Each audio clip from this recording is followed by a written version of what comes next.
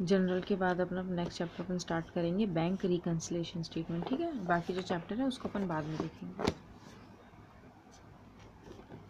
Bank reconciliation statement क्या होता है?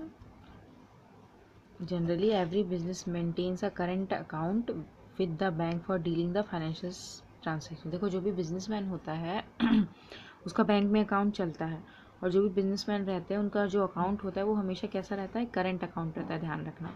सेविंग अकाउंट तो जैसे इंडिविजुअल्स लोग जो खुलवाते हैं, जैसे हमारे घर में, हम आपके घर पे खुला रहेगा, आपके पापा का, मम्मी का, आपका, तो उसका सेविंग अकाउंट रहता है।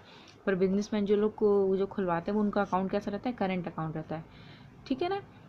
फॉर फाइनेंशियल ट्रांजेक्शन्स के लिए, क्योंकि बिजनेस है तो लेन देन चलता ही रहता है, इसलिए करंट टाइप के अकाउंट खुलते हैं उसमें। These transaction include issue of cheque. इसमें कैसे ट्रांजेक्शन आते हैं? Issue of cheque, draft etcetera for making payments, depositing cheques और draft receive for collection etcetera, इस तरह के ट्रांजेक्शन होते हैं, ठीक है ना। Businessman can record these transaction either by opening a separate bank account और having a separate column for bank transaction. ये तो रहने दो। Bank also record the transaction in the account of businessman in their books. अब देखो, अब दो तरह की एंट्री होती है, बैंक भी रिकॉर्डिंग होगी, आपकी भी रिकॉर्डिंग करनी है, तो आपको बैंक से मिला के अपने पासबुक में आपको एंट्री करनी है, ठीक है ना। आपके पास जो पासबुक है उसमें। ये हो गया, समझ में आए? बिजनेसमैन की जो ट्रांजेक्शन रहती है वो करंट नेचर की रहती है, ठीक है ना। अब रिलेशन है कैश बुक और पासबुक में, क्या रिलेशन है? व्हेन बिजनेसमैन डिपॉजिट कैश और cheque in the bank, he credit the cash account and the debits the bank account with the amount of cash और चेक। देखो, इसमें क्या, जब बिजनेसमैन डिपॉजिट करते हैं तो एंट्री क्या होती है? क्रेडिट किसको करता है? कैश को। मैंने एंट्री बता दी, जब कैश डिपॉजिट करते हैं बैंक पे तो bank account debit to cash रहता है, तो वही एंट्री बोल रहा है। कैश को क्रेडिट करेंगे and debit the bank account, और द चेक जमा करा रहे तो फिर चेक कैश बैंक ऐसे लिखते हैं, ठीक है ना। Similarly when he withdraws the amount from the bank for office use, और जब हम विड्रॉ करते थे ऑफिस यूज़ के लिए, है ना, बैंक से, तो एंट्री क्या करते थे? डेबिट करते थे कैश अकाउंट को एंड क्रेडिट करते थे बैंक अकाउंट को। Bank also record this transaction in their book by debiting और क्रेडिटिंग द बिजनेसमैन। ये तो एंट्री क्या थी? जब अपने बुक में अपन करते थे, जब डिपॉजिट कराते थे या पैसे निकालते थे तो अपने बुक में एंट्री करते थे। पर बैंक भी इन ट्रांजेक्शन्स को बैंक भी क्या करती है? रिकॉर्ड करती है अपने बुक्स में, डेबिट और क्रेडिट करके बिजनेसमैन के अकाउंट को। समझ में आया ना? बैंक भी रिकॉर्ड करती है इन ट्रांजेक्शन को। In other word, both the bank and the businessman record the same transaction in their book. अब देखो, अब यहाँ से समझो, बैंक और बिजनेसमैन दोनों अपनी अपनी बुक्स में इसी ट्रांजेक्शन्स को क्या करते हैं? वो रिकॉर्ड करते हैं। As both are maintaining account of each other for the same transaction. Same transaction के दोनों अपनी अपनी अकाउंट मेंटेन करते हैं। क्यों? क्योंकि आप अपनी बिजनेसमैन जो अपनी बुक में रिकॉर्डिंग करता है वो बिजनेसमैन के पास रहता है, और बैंक अपने लिए जो रिकॉर्डिंग करता है वो बैंक के पास रहता है, ठीक है ना। तो दोनों ही अपने अपने बुक्स में रिकॉर्ड करते हैं सेम ट्रांजेक्शन का लेके। The balance in the books both the party should be same. Same चीज़, हर चीज़ रहता है। अब बैंक कंसिलेशन स्टेटमेंट क्या होता है, इसकी डेफिनेशन देखो। Statement made to reconcile the difference in the balance of cash book and passbook on a particular date is called bank reconciliation statement. देखो, कैश बुक क्या रहता है? जो हमारे पास रहता है, और पासबुक क्या होता है? जो बैंक का होता है, ठीक है ना। कैश बुक जो अपने पास होता है, पासबुक जो बैंक का होता है। तो बैंक रिकन्सिलेशन स्टेटमेंट क्यों बनाया जाता है?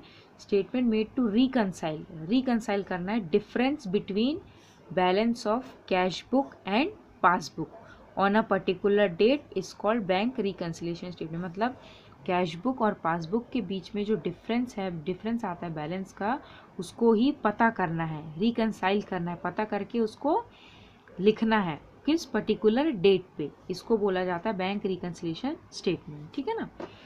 एक और, अगर और डेफिनेशन देखा जाए तो, this is a statement drawn up in order to agree the bank balance as shown by the bank account of cash bank. ये रहने दो, ये वाला डेफिनेशन ठीक है, ये इजी है, ठीक है ना। Statement made to reconcile the difference in the balance of cash book and passbook on a particular date is called bank reconciliation statement, ठीक है ना। अब कैरेक्टरिस्टिक्स क्या होता है बैंक रिकन्सिलेशन स्टेटमेंट का? फर्स्ट कैरेक्टरिस्टिक क्या है? Separate preparation. इसका जो प्रिपरेशन होता है वो कैसा रहता है? बिल्कुल अलग रहता है, सेपरेट रहता है। Bank reconciliation statement is not prepared in the account of book. देखो, बैंक रिकन्सिलेशन, ध्यान रखना, ये बिल्कुल डेबिट क्रेडिट से बिल्कुल इसका अलग ही सिस्टम चलता है।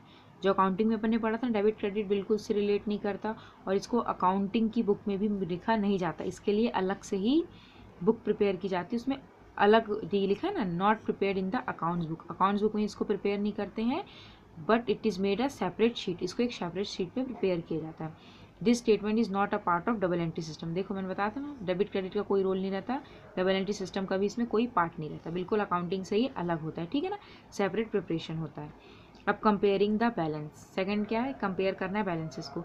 This statement is prepare to reconcile the balance of cash book and bank statement and identify the reason for difference. अब अपन को कंपेयर करना रहता है किसको, कैश बुक को, कैश बुक जो अपने पास है उसको, और बैंक स्टेटमेंट मतलब जो पासबुक है उन दोनों को कंपेयर करना रहता है और आइडेंटिफाई करना रहता है कि किस कारण से दोनों के बीच में अगर डिफरेंस आ रही है तो क्यों डिफरेंस आ रही है, क्योंकि जाहिर सी बात है दोनों एक ही ट्रांजैक्शन रिकॉर्ड करते हैं और कुछ ट्रांजैक्शन छूट गए या भूल गए तो एक ज़्यादा दिखाएगा या कम दिखाएगा, तो यही आपको फाइंड आउट करना है कि डिफरेंस है तो वो किस कारण की वजह से, क्या चीज़ आप करना भूल गए या गलत कर दिया, ऐसा, ठीक है ना।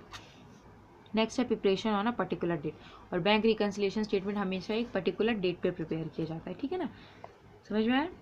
प्रिपेयर्ड बाय द बिजनेसमैन, और इसको प्रिपेयर कौन करता है, बैंक रिकन्सिलिएशन स्टेटमेंट को बिजनेसमैन प्रिपेयर करता है।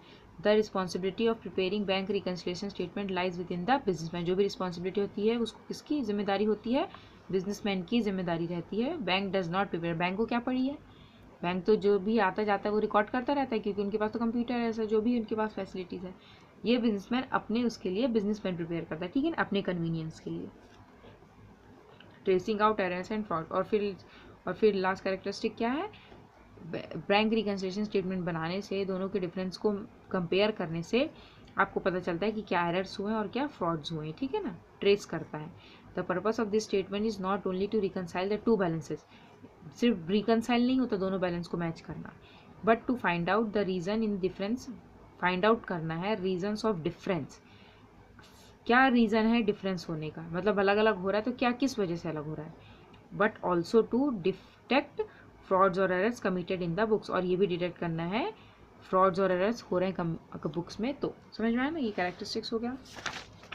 अब इम्पॉर्टेंट्स क्या होते हैं और एडवांटेजेस, ठीक है ना, बैंक रिकन्सिलिएशन का इम्पॉर्टेंस में क्या आएगा, नॉलेज ऑफ एरर, जो भी मिस्टेक एरर हो रहे हैं उसके बारे में आपको जानकारी मिलेगी। If any error is committed in recording the transaction by the businessman, अगर कोई एरर हो गई, बिजनेसमैन रिकॉर्ड कर रहा है ट्रांजैक्शन और उससे कुछ गलती हो गई, then this statement helps in tracing out such errors, तो ऐसे भी एरर्स को, जो बिजनेसमैन ने जो गलती करी उसको फाइंड आउट करने में BRS, शॉर्ट में इसको BRS बोलते हैं, ठीक है ना, BRS हमें हेल्प करेगा, ठीक। टू सेकंड क्या है, knowledge of actual bank balance, और हमें एक्चुअल में कितना बैंक बैलेंस अपने पास इसका अपन को नॉलेज होगा। Businessman can determine the exact bank balance which helps in issuing cheques, जिससे कि इशू करने में आपको पता रहेगा कि आपके पास कितना बैलेंस है तो आप उस हिसाब से चेक्स इशू करोगे ना, इसलिए। थर्ड है नॉलेज अबाउट इंटरेस्ट, इंटरेस्ट के रिगार्डिंग आपको नॉलेज होगा, जैसे कि businessman can get knowledge about the interest allowed by the bank and interest charge by the bank on overdrafts. देखो इंटरेस्ट मिलता भी है और इंटरेस्ट चार्ज भी करते हैं बैंक, आपने जो पैसे रखा है उस पर बैंक इंटरेस्ट भी देती है और आपको जो फैसिलिटीज़ प्रोवाइड करी बैंक उसके लिए वो इंटरेस्ट भी चार्ज करती है, तो इसी का आपको नॉलेज होगा कि कितना बैंक ने चार्ज किया है, कितना आपको दिया है, ठीक है ना। Knowledge about bank charges, bank ने जो भी चार्जेस काटे हैं, bank deduct charges on account of various services provided by the bank, वही जो भी सर्विसेज वो प्रोवाइड करती है बैंक उसके लिए चार्जेस काटे, ठीक है ना। From the account of businessman, businessman comes to know about the amount of charges for this statement can make entry in the same books, ठीक है ना, यहाँ तक कर लेना। फिर क्या है नॉलेज अबाउट पेमेंट्स, और जो भी पेमेंट्स बिजनेसमैन ने करी है तो उसके बारे में उसको सारा जानकारी रहता है। Businessman can also check all the payments made by the bank from his account, businessman ने जो भी बैंक से जो भी पेमेंट करा है वो उसको भी चेक कर सकता है कि उसने कहाँ कहाँ कितना पैसा किसको किसको दिया है, ठीक है ना। फिर 6 पॉइंट में क्या है, knowledge of direct deposit from the customer, और जैसे किसी कस्टमर के पास, आपका जो रेगुलर कस्टमर है उसके पास आपका बैंक अकाउंट है तो उसने डायरेक्टली आपके अकाउंट में वो डिपॉजिट करा दिया है ना, तो उसके बारे में भी आपको जानकारी मिलेगी BRS से।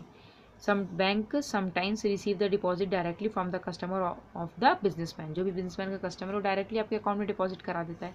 Businessman can get knowledge of such deposit from the bank reconciliation statement, ठीक है। Actual balance in final account, final account में कितना एक्चुअल बैलेंस है ये फाइंड आउट करेगा। फिर क्या है actual payment status of the issued cheque, knowledge about cheques collected, क्या कहाँ कहाँ से कितना चेक कलेक्ट किया है इसके बारे में जानकारी रहेगी। हेल्प्स इन फ्यूचर प्लानिंग, और ये लास्ट पॉइंट कर देना, knowledge of actual position of bank balance helps in future planning. आपके पास नॉलेज रहेगा, आपके पास टोटल कितना बैंक बैलेंस है, जो किस में हेल्प करेगा, फ्यूचर प्लानिंग। मतलब आगे जाके आप कुछ प्लानिंग करोगे, सोचोगे कि मुझे कहाँ कितना पैसा लगाना है। जब आपके पास एक डिटेल बाइफरकेशन होगा कि हाँ आपके पास इतना पैसा है, तो आप इजीली उस पैसे को यूटिलाइज कर सकते हैं, सोच सकते हैं। तो प्लानिंग में भी ये हेल्प करता है, ठीक है ना। ये तो हो गया इंपॉर्टेंस, कम से कम 6 इंपॉर्टेंस कर लेना इसके।